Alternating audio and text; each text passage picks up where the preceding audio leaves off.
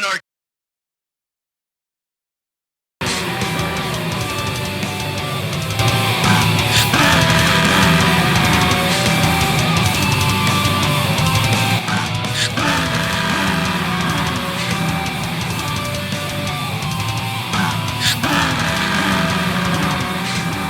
All right, folks. Welcome once again to another rousing episode of Anarchy in Space. Space. I decided to be the bass part this time. Nice. I am Nikki P here, as always, with my good friend Eric Heiler. How are you doing today, Eric?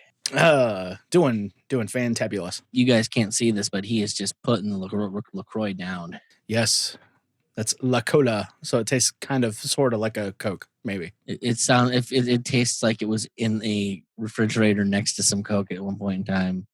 Right. Not even close to it in the refrigerator. It was like far apart. I was gonna say it mostly got the flavor of the can, but a little hint of the idea that Coke exists in the world is there. A faint whisper.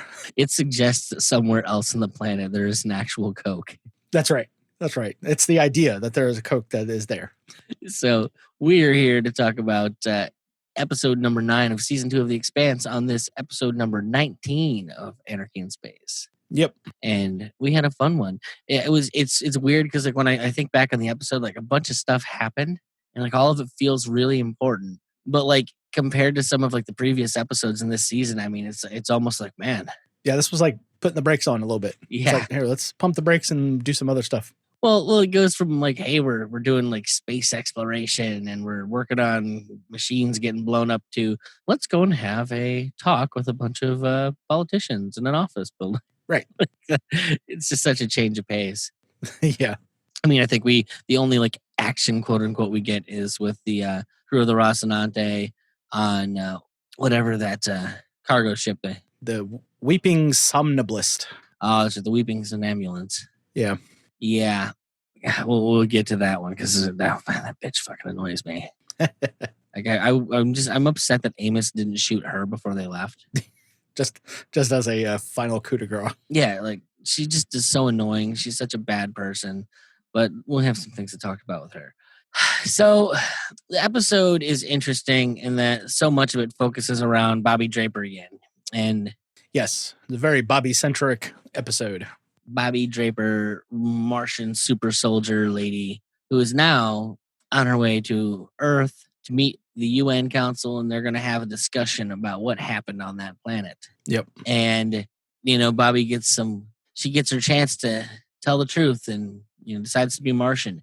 And then she gets another chance to tell the truth and decides to be a Martian over being honest with the world. Right. So her story in this episode opens up with her talking to her commanding officer, and he's basically there to make sure that she toes the line that she's supposed to toe and gives the story that she needs to give, which completely ignores this other entity that was down there, the man without a suit. Right. Now she goes in and, the talk seemed to go good. She basically says everything they want her to say, and she leaves the room fine. But they kind of throw a curveball that she wasn't expecting, where they throw her friend who, is of earther birth under the bus. Yeah. And Bobby, for all her flaws, loyalty is probably one of the biggest flaws she has, is that she's loyal to a T. And she, gets in an argument with her commanding officer about, like, how could you do that to him? That's not true. None of what you said is true. The response is, well, he was a good soldier. He wants what's best for Mars. Yeah. So this is what's best for Mars. Yeah, pretty much just saying he did die for Mars, just not in the way that he thought he would. Yes, and that's exactly it. Everything for the cause of the state. Yeah. Whatever is good for the state is what you were here to do. And God, I mean, if that doesn't fucking hit home. Yeah. You do whatever we tell you to do, and that's what you're supposed to do. It doesn't matter. It doesn't matter what you think's good for the state, but what we declare. So the UN meeting, where they're trying to, I guess, what do you even call it? I mean, meeting seems it's a peace summit or something of the effect. There's politicians there, and then there was some wheeling and dealing afterwards. Well, and that's the thing. They kind of come to their terms, and this is what we're going to do. Basically, we're each gonna kind of have a small, hard to swallow pill, but ultimately we all get to save face. That's all we give a shit about. Right. Well, Aaron Wright actually put it correct. He's like, nobody completely won out of this, but we all came away from the table with a little something. Absolutely. Yeah. Like they get to blame it all on this one soldier not following orders. So Martian get to save face and not starting a war with Earth. Yeah.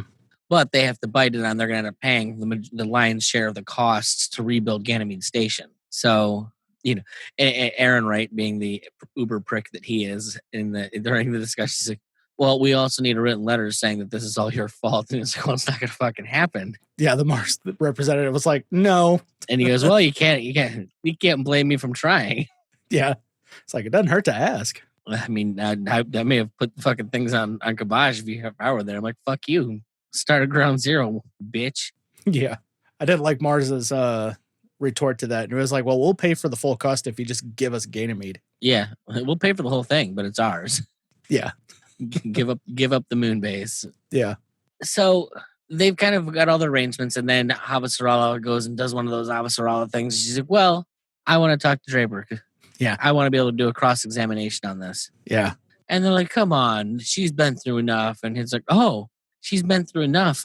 I'm sorry, but I can't imagine a whole bunch of sitting has been so stressful to you superior Martian warriors." And like puts them in a place where they have to kind of, Yeah. they can't say no because then they'd have to admit things that the Martians in this whole thing, literally everything that they do is about saving face. Yeah. Like they're taking so many medications just to be on Earth and survive because Wear special glasses. Yeah. because they're not used to seeing actual sunshine. Like they're not used to Earth's gravity. They're not used to like all of the open air. They're not used to not having roofs over their heads. Yeah. And so like when they look up in the sky, it gets incredibly disorienting to them. Yeah. Like there's a joke where Avasarala's bodyguard guy, he makes a joke about the video of the scene we saw before, which was one of the Martians. The first thing he does when he gets off the thing is like he stumbles, fall over, and starts puking his guts out. Yeah. Because it's just they're not acclimated to hear.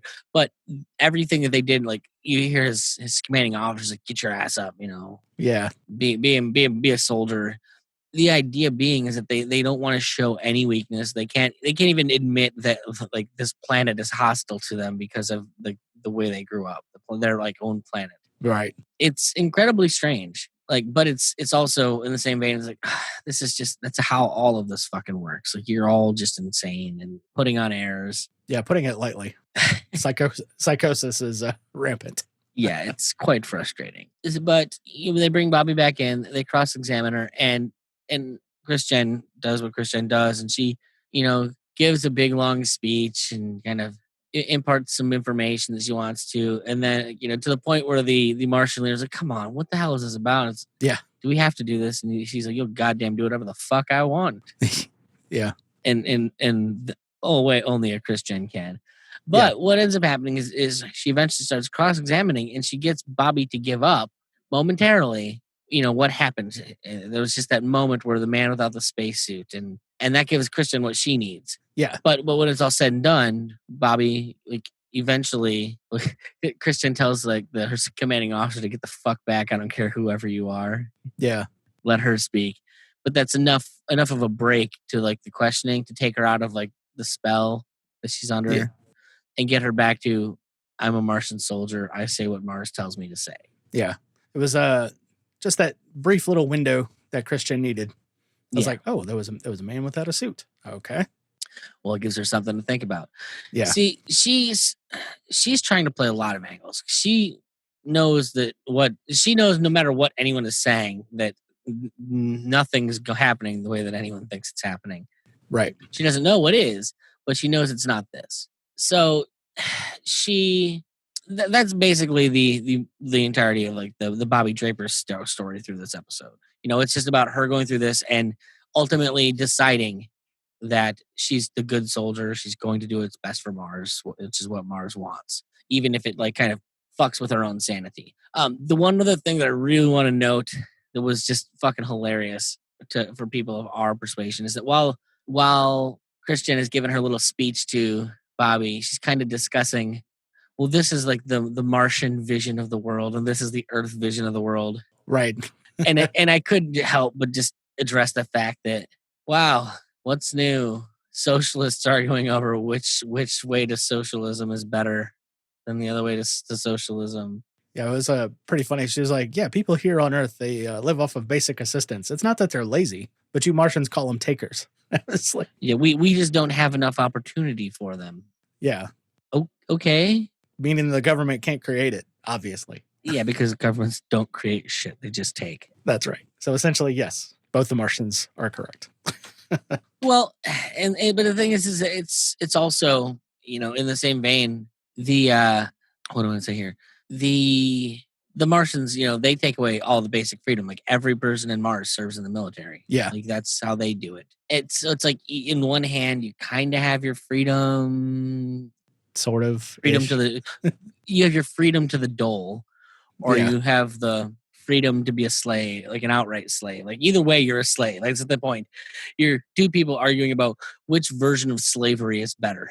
yeah, And I mean, to me, it was just so upfront and in your face and obvious, like how insane the whole conversation was. Obviously, nobody in that room is thinking of it that way. They're just thinking of which grand vision they like more, yeah. which is what everything boils down to is grand visions. Grand illusions, maybe. It's a great album. So moving along from there, we have a scene a little bit earlier where you have Aaron Wright is kind of talking to Chris Jen and her body man's there. It's where he actually makes the joke about, hey, you want to watch a video of this Martian puking getting off the ship? That's good for a cheap laugh, Yeah, which is meant to be an insult to Aaron Wright, who's just basically being his normal prickbag self. But the story, they're asking, so do you actually buy this the whole he hasn't been in contact with Mao, since whatever happened? He's like, if basically he's like, well, if he has, he's really fucking good at covering his tracks. So right. now we know that Mao kind of cut him off because fuck you, I don't need you anymore. But they're still operating in the world where he's maybe some nefarious person who's still doing some double dealing. Yep. And what else we got going on here? So the next thing that I think is the most important is the kind of like the B storyline to this is that you have a man on the inside, which we find out in that conversation with Christian and her man. Yeah. And it's that doctor that we saw a couple episodes back, I believe, who managed to get himself on the ship headed to Venus. And a lot of the episode is actually him talking to the commanding officer on there, who thinks he's just a man of magic who refuses to believe in reality and thinks that, the fantasy of things that we don't understand is, just that fantasy. Yeah, he even brought up Fermi's paradox there, which was kind of fun. Yeah. Well, and the guy picks on him about it. He's like, "Yeah, I thought you're bringing up an equation, and that's just a cartoon there, basically." Yeah. He gives this story about how I was a boy. I used to come up with more and more amazing stories for how the stars were up there. Bugged the shit out of my old man, and then eventually I learned that how the stars really were up there, and it was more amazing than anything I could have come up with. Right. Just this a hyper rational human being is the idea. Yeah. It's a little frustrating. Just a little bit. So on top of that, we get the big reveal at this point. Now, and I don't think anyone else knows, but they're on a mission to Venus to find out if the rocks that they threw in there, Eros, whatever, if anything's going on. Right. And I think the big reveal is that, oh shit, there is something going on. What we thought was over is not over. Yeah. You have the CEO in this situation who's just bound to determine to believe that this is a Martian super weapon. And, he's one of those people that's just chomping at the bit to go and stick it to Russia because, see how he says, that stick it to Mars because they have, they're clearly, trying to move something. Obviously we know that's not the case, but I guess that's the thing is that, well, the one interesting thing I found in all of this, and when we're talking about like the UN Martian stuff, is that it doesn't matter what story or what it actually happened. Everyone is just picking and choosing the elements that they like to decide what, basically to reinforce their own narrative. if you believe them it was the Martians, every piece of data you get is going to make it seem more and more like it was the Martians. If you think it was the Earthers, every piece of data you see is going to make it seem more and more like it was the Earthers. If you're the Belters, like, you kind of doesn't make a difference. It's just something to exploit, to blame it on one of the other ones, to kind of work an angle so that you guys can get what you want. Everything just helps build your own narrative. Yeah.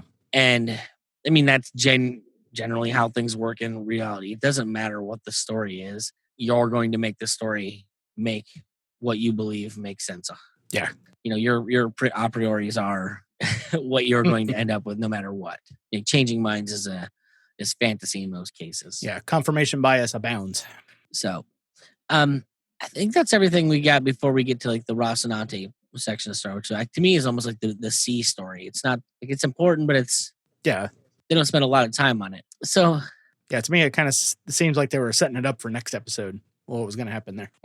So, the Rossi crew, what we start out with is their passenger, the Asian gentleman, who is trying to send a message of apology to the family of that woman that went out the airlock, the one who saved him. Right.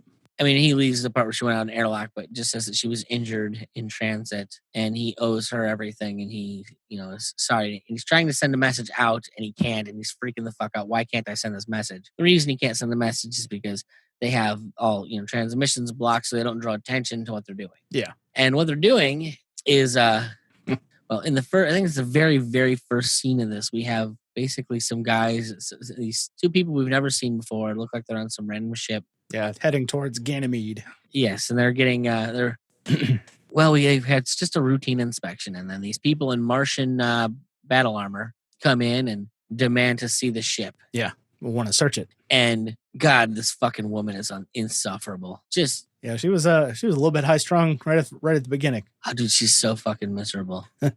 Yeah, she's like, we're a registered ship. You don't have to see us. Yeah. Just wasting time. Everything she did was just fucking insane. But so eventually you get moving along. They go back to the room and they're like, well, we're gonna need to commandeer your ship. And she's like, well, fuck you, Will, kind of like that thing. Yeah. And attacks him. And then all of a sudden we see, it's James Holden under the mask. Yeah. And what's that? Oh, the jig is up, so now we got Amos right next to him. Yeah. And they're the two Martian soldiers that were trying to commandeer this ship. And what it turns out is this is a supply ship headed to Ganymede with resources to help, the people that are fucked up over there. And yep, to start rebuilding. Yes. And the situation is that they need to get on that planet without eyes coming at them because they're trying to get in unnoticed and without spooking anyone so that they can find out who the fuck this doctor fellow is. Right. And they end up pissing off this woman, but they do end up commandeering the ship.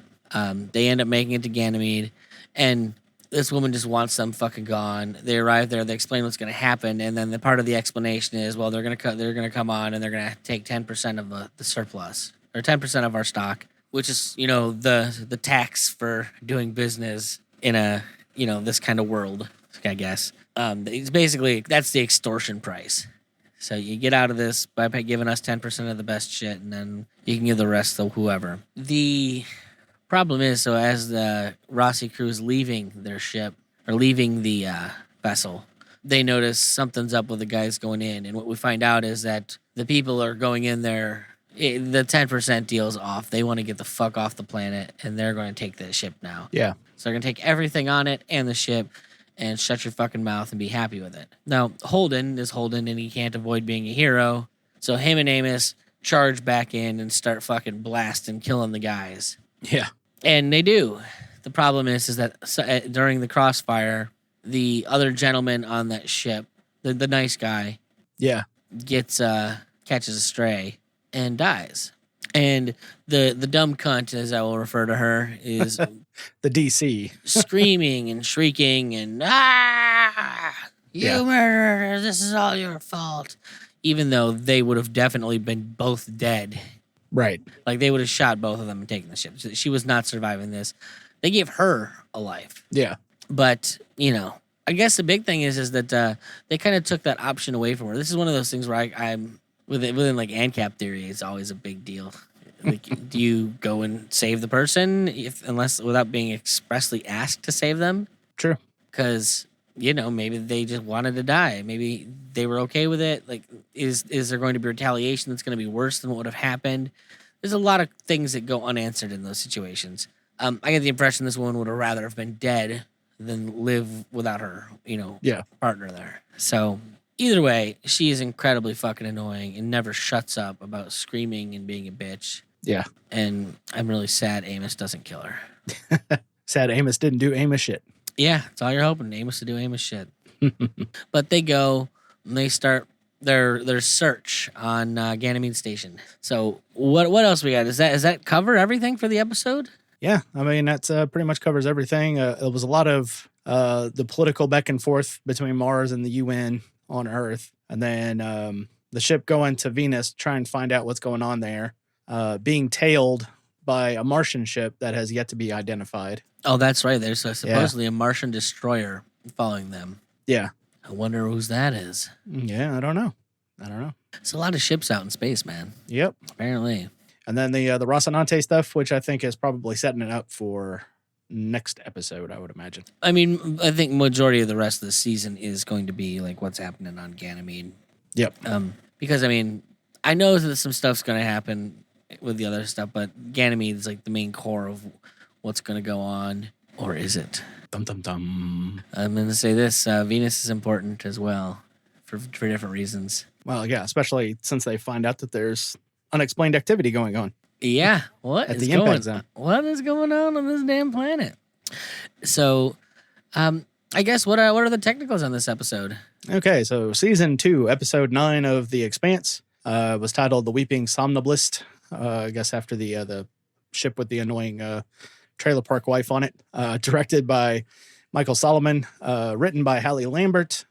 Came out March 22nd, 2017, had a .471. So a little bit of a bump from the last episode, but not at its highest. Yeah. Well, eventually it's going to get somewhere, man. Yeah, really. So, anything else we need to get out on this one? Like I said, ultimately it's not the most jam-packed one, but I mean, that's also because you're coming off of the last 3 episodes, which were just insane. Yeah, I think now that it's in the second half of the season, there's stuff that some episodes need to set up in order to get it to the finale. So yeah, I think that's just one of these episodes. So what do you think? What's your vision? What do you think's going to happen in these next 5 episodes? I think. Yeah. Or was it 4? It's 4 because there's 13. Yeah, 13 in the season 2. So yeah, there's a few episodes left. So I mean, does it feel like 4 episodes is going to be enough to wrap up everything we see going on? Doesn't really seem like that. Seems like they've done quite a bit already in the first half of the second season. So yeah. So gonna be some major stuff going on Ganymede because something happened there that both sides are refusing to talk about. What do you think is the thing with the kids? I'm thinking some kind of experiments with the proto-molecule with the kids. Okay. I mean, that's kind of where I'm thinking. Okay. And what do you think's actually going on down on Venus? Oh, proto-molecule just set up shop, likes its new hot environment. That's what I'm thinking. Well, is it the hot environment or is it just the giant? I mean, that's the thing that always soaking up all the radiation from the sun. That's the thing that killed me was that, like, okay, so this thing we can tell really likes radiation, and then you throw it into a giant, like, a radiation bath, basically, because Venus has no atmosphere. Yeah. Yeah, you throw it all the radiation, like, so it did seem like an odd choice. Yeah. But I mean, dude, the whole overarching narrative here. I mean, it's just one episode of governments acting irrational, and then more governments acting irrational. It's just every fucking government acting irrational with half-cocked information that. Yeah. God, I wish I could like come up with like a scenario in which that represented very plainly what's going on. I can't imagine. Like, say, like, maybe like there's a pandemic or something supposedly going on. And, easy. Oh, this isn't a direct allegory. When did they make this show? 2017 was when this show came out. Is probably filmed in 2016. I mean, I guess is it possible that governments have just always been inept and working on half-cocked information. Yeah. It's frustrating. And the worst part is like I know going in, none of the half-cocked information, like going into it, it doesn't get any better. Yeah. It only gets worse, and it's frustrating. Yeah, it's government. I mean, what else? So, well, unless you have anything else, boss, I think that's it. Nope, I think that's it. We'll check out the next episode and then come back and chew the beef on that one. Nice. You can go check out me at Peace Freaks or Free Market Screen Earth. Eric has the Rebel of the Cause podcast. Yep. So go check us out, folks. Otherwise, take it easy. All right, out.